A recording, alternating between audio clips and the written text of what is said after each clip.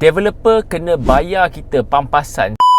Sebab tu korang kena ingat, bila korang dah dapat satu property yang memang korang suka, 3 benda ni je yang korang kena betul-betul faham. First kali, before property tu siap, apa nak buat. Nombor 2, masa signing SPA tu, apa yang korang kena faham. Nombor 3, selepas rumah tu siap, macam mana korang punya plan. Itu 3 benda je yang solid yang korang kena faham. Kalau korang faham 3 benda ni, senang dah. Sebab dalam SPA tu, korang kena tahu, dalam SPA tu ada semua yang berkaitan dengan rumah korang tu. Rumah korang tu ada maintenance fee, rumah korang ada swimming pool, rumah korang ada bilik karaoke. Semuanya dalam SPA tu, termasuklah title, berapa saiz. Dan dalam SPA tu, kalau korang nak tahu, dalam SPA tu ada tulis tau. Contohnya, kalau korang beli rumah tu, saiz dia 721 square feet, tapi bila siap nanti, tiba-tiba kurang 2%. Developer kena bayar kita pampasan sebab unit yang dibuat tu tak sama dengan saiz apa bila dah siap. So, benda tu semua ada dalam SPA.